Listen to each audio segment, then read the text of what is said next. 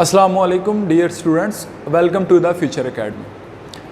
आज हम लोग स्टडी करने जा रहे हैं अपना लेक्चर नंबर 3। पिछले लेक्चर में हम लोगों ने स्टडी किया था gaseous exchange in plants. Plant में गैसों का तबादला किस तरह होता है उसको हमने क्या किया था, स्टडी किया था। आज हम लोग अपने नेक्स्ट लेक्चर में, चूँकि प्लांट्स को तो हमने डिस्कस कर चुके हैं, अब हमने देखना है ह्यूमन बींग्स को। तो ह्यूमन्स में इंसानों में गैसों का तबादला किस तरह होता है उसको हमने क्या करना है, स्टडी करना है। तो डियर स्टूडेंट्स, आपको इस टॉपिक को पढ़ाने से पहले मैं ये बताता चलूँ कि हमारे अंदर जितने भी सिस्टम्स हैं, जितनी भी चीज़ें हैं, उन सब को कोई ना कोई सिस्टम कंट्रोल कर रहा है। मिसाल के तौर पे दिमाग को नर्वस सिस्टम कंट्रोल करता है, इसी तरह दिल को सर्कुलेटरी सिस्टम कंट्रोल करता है। तो सेम एज इट सांस के सिस्टम के लिए, गैसों के सिस्टम के लिए भी एक स्पेशलाइज्ड सिस्टम मौजूद है जिसका नाम क्या है, रेस्पिरेटरी सिस्टम, हवा का सिस्टम, जिसमें हम ऑल अबाउट स्टडी करते हैं related to gases, related to air. तो gases exchange in human occur through respiratory system. Respiratory system के ज़रिए क्या होता है, इंसानों में गैसों का तबादला होता है। तो स्टूडेंट्स, रेस्पिरेटरी सिस्टम जो है वो बेसिकली एक बड़ी टर्म है। रेस्पिरेटरी सिस्टम जो है उसमें बहुत सी चीज़ें आ जाती हैं। तो उसको अगर मेनली हम डिवाइड करें तो उसकी मेन 2 डिवीजन्स बन जाएंगी। एक डिवीजन वो है air passageway, number first, and number second is lungs, फेफड़े। तो हवा का रास्ता, वो रास्ता एयर पैसेजवे कहते हैं हवा के रास्ते को, और लंग्स कहते हैं फेफड़ों को। तो हवा का रास्ता वो रास्ता है जिसके ज़रिए हवा जो है वो नाक से होती हुई जाती है लंग्स तक। आगे लंग्स जो हैं जब उसको रिसीव कर लेते हैं तो वो क्या करते हैं, उससे डील करते हैं। वो कैसे करते हैं वो हमने आगे स्टडी करना है। तो इंसान में गैसों का तबादला जो है रेस्पिरेटरी सिस्टम के ज़रिए होता है। रेस्पिरेटरी सिस्टम्स की डिवीजन जो है, there are 2 divisions of respiratory system. Number 1 is हवा का रास्ता, और सेकंड वन क्या है हमारे पास, फेफड़े, लंग्स। तो एयर पैसेजवे हमने पहले स्टडी करना है, और उसके बाद जब ये कंप्लीट हो जाएगा उसके बाद हमने क्या करना है, फेफड़ों को स्टडी करना है। तो आइए सबसे पहले देखते हैं हवा का रास्ता किन किन चीज़ों पे मुश्तमिल है। तो स्टूडेंट्स, सबसे पहले मैं यहाँ पे खड़ा हूँ, हवा जो है वो 2 सुराखों के ज़रिए, जिनका नाम है नॉस्ट्रल्स। क्या नाम है, नॉस्ट्रल्स। नॉस्ट्रल्स के ज़रिए क्या होती है, हमारे नाक में दाखिल होती है। अब नॉस्ट्रल्स आगे जाके खाली जगह आ जाती है, कैविटी बेसिकली कहते हैं खाली जगह को।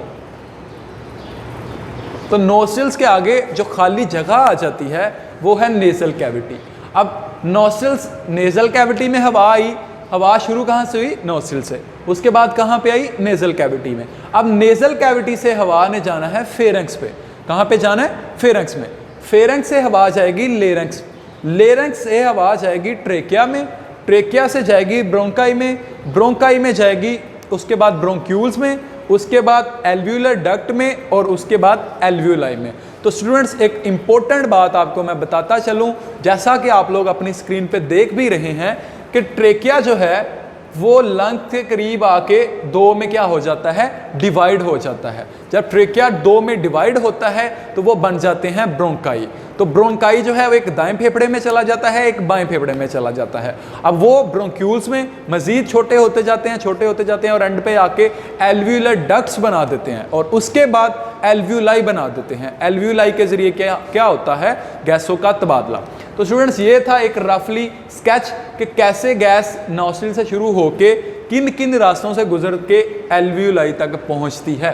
तो अब इसके बारे में हमने हर एक के बारे में इंडिविजुअली, सबसे पहले नॉस्ट्रल्स, फिर नेज़ल कैविटी, फेरेंक्स, इसी तरह सेम एसिड, ऑल अबाउट हम इसके जो है अबाउट क्या करेंगे, स्टडी करेंगे, एक एक को ब्रीफली पढ़ेंगे।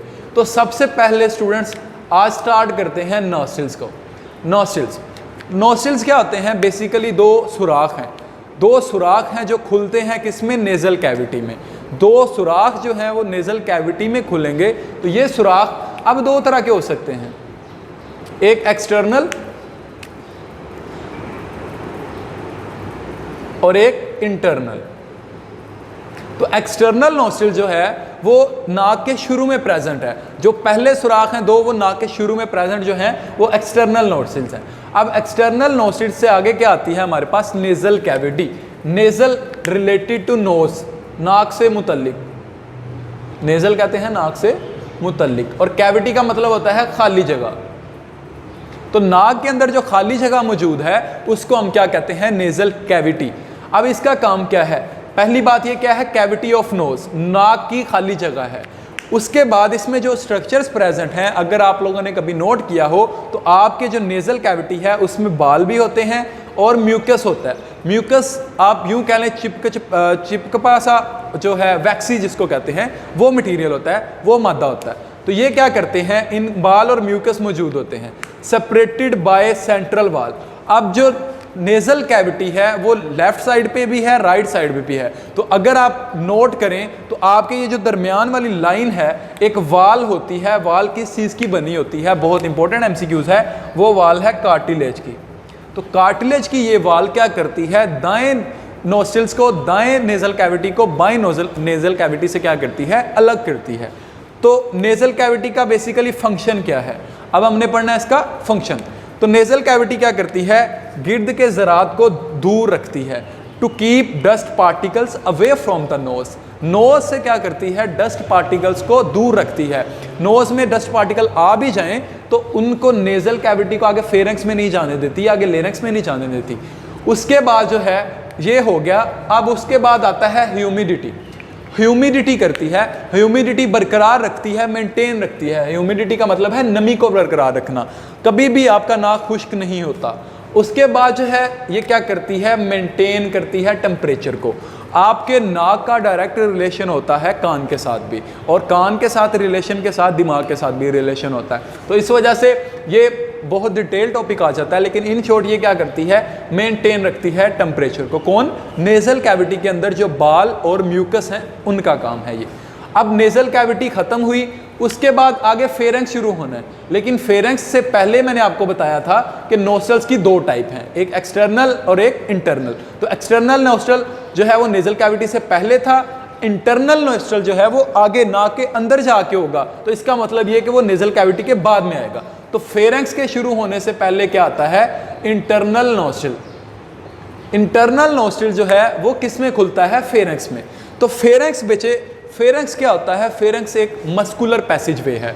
मस्कुलर का मतलब ये है कि ये मसल्स का बना होता है, मसल्स का बना होगा, और ये एक्ट करता है both for food and air. हवा के लिए भी काम करता है, और खाना जो हम लेते हैं, इनटेक करते हैं, उसके लिए भी क्या करता है? काम करता है। कभी आपने नोट किया होगा, अगर आप नाक बंद भी करें तो फिर भी आपकी सांस आती है, सांस बाहर भी जाती है, थोड़ी सी क्वांटिटी में अंदर भी जाती है। तो वो किस वजह से होता है? फेरेंक्स की वजह से। फेरेंक्स जो है उसका कनेक्शन मुंह के साथ भी होता है और नाक के साथ भी। तो इस वजह से ये दोनों तरीकों से क्या करता है? एक्ट करता है। नाक के साथ भी एक्ट करता है और मुंह के साथ भी एक्ट करता है। तो फॉर फूड, खाने के लिए भी एक्ट करेगा, और नाक से क्या आती है? हवा। हवा के लिए एक्ट करेगा, और मुंह से क्या आना है? फूड। तो फूड के लिए भी क्या करेगा? एक्ट करेगा। तो खुराक और हवा दोनों के लिए क्या करता है? काम करता है। अब स्टूडेंट्स, बड़ी इंटरेस्टिंग जो बात है, और आपके चैप्टर का आई थिंक सो सबसे इंपॉर्टेंट क्वेश्चन जो ये है, ग्लोटस और एपिग्लोटस में फ़र्क लिखें। तो ग्लोटस और एपिग्लोटस क्या होते हैं, आइए इसको देखते हैं। ग्लोटस क्या है? Hole on the floor of pharynx. अगर ये फेरेंक्स का फर्श है तो उसके ऊपर एक छोटा सा सुराख होता है। छोटा सा सुराख जो है, उस सुराख को हम लोग कहते हैं ग्लोटस। तो फेरेंक्स के फर्श पर एक सुराख होता है, उस सुराख का नाम क्या है? ग्लोटस। अब ग्लोटस तो हो गया, आगे एपिग्लोटस। एपिग्लोटस क्या होता है? एपिग्लोटस जो है, ये जो सुराख था, इसकी हिफाजत करने के लिए टिश्यू का एक पर्दा इसके ऊपर लगा होता है। तो टिश्यू का एक पर्दा ग्लोटस की हिफाजत करता है। तो वो ग्लोटस जो जिसकी हिफाजत कर रहा है, जो टिश्यू का पर्दा जो है ग्लोटस की हिफाजत कर रहा है, उसको क्या कहेंगे? एपिग्लोटस। क्या कहना है उसको? एपिग्लोटस। तो स्टूडेंट्स, ग्लोटस का काम क्या है? सबसे इंपॉर्टेंट बात ये होता ये है, लेट्स सपोज यहाँ से खुराक आ रही है, अब खुराक आएगी, यहाँ पे नीचे क्या है आपके लंग्स हैं, यहाँ पे ये रास्ता जा रहा है आपके स्टमक की तरफ, मैदे की तरफ, और ये लंग्स है। अब अगर तो ग्लोटस क्लोज नहीं होता तो जो खुराक है वो आपका खुराक का नवाला जो है वो आपके लंग्स में जा सकता है, यहाँ पे नीचे क्या है लंग्स। लेकिन जब वो क्लोज हो जाता है, जब खुराक का टुकड़ा इससे आकर टकराता है तो ये नीचे बैठ जाता है और खुराक सीधी क्या हो जाती है, गुजर जाती है किसकी तरफ, स्टमक की तरफ। लेकिन बाज़ औक़ात जब आप सांस लेने के दौरान, खाना खाने के दौरान बातें कर रहे होते हैं, तो तब क्या होता है, बातें करने के दौरान आपको सांस की ज़रूरत भी होती है। तो सांस की ज़रूरत होगी तो फिर क्या होगा, आपका ये ग्लोटस जो है वो खाना खाने के दौरान बंद होने से कासिर रह सकता है, बंद नहीं हो सकता। तो उसके नतीजे में क्या होगा, खुराक का नवाला बजाय इसके कि वो मैदे वाले रास्ते में जाए, वो लंग्स वाले रास्ते में आ सकता है। और इससे पर्सन की क्या हो सकती है, किसी भी बंदे की जो ये ऐसा काम कर रहा है उसकी डेथ हो सकती है। तो खाना खाने के दौरान अवॉइड करना चाहिए टॉकिंग से, अपने जो है बातचीत से परहेज़ करना चाहिए। तो स्टूडेंट्स ये तो हो गया आज। और उसके बाद सबसे बहुत इंपॉर्टेंट बात कि खांसी और छींक।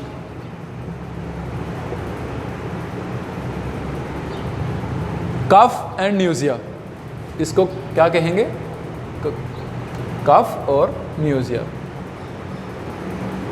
तो खांसी हमें कब आती है और छींक कब आती है?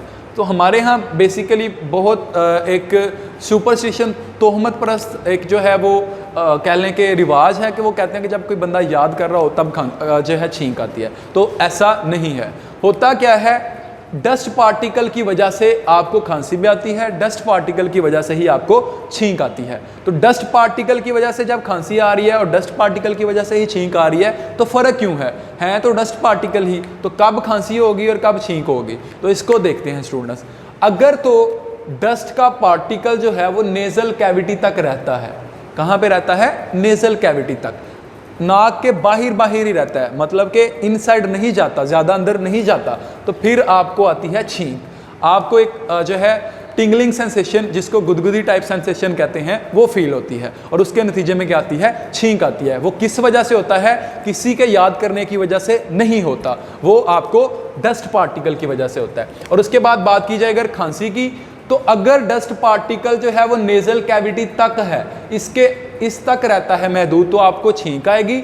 लेकिन डस्ट का पार्टिकल जो है वो जब आगे आ जाता है, अंदर की तरफ मूव कर जाता है, फेफड़ों की तरफ मूव करता है, फेनेक्स में आ जाए या लेरिंक्स में आ जाए या ट्रेकिया में आ जाए, तो फिर स्टूडेंट्स आपको यहाँ से बाहर निकालने में ज़्यादा एनर्जी की ज़रूरत होती है। तो फिर आप एक झटका लेके क्या करते हैं, खांसी करते हैं। तो खांसी करेंगे, जब एक झटका लगेगा डस्ट पार्टिकल क्या हो जाएगा, वो बाहर आ जाएगा। तो ये मेक इट क्लियर कि व्हेन जो है वो खांसी कब आएगी आपको और छींक कब आएगी। तो आज के लिए स्टूडेंट्स इतना ही। अल्लाह हाफिज़।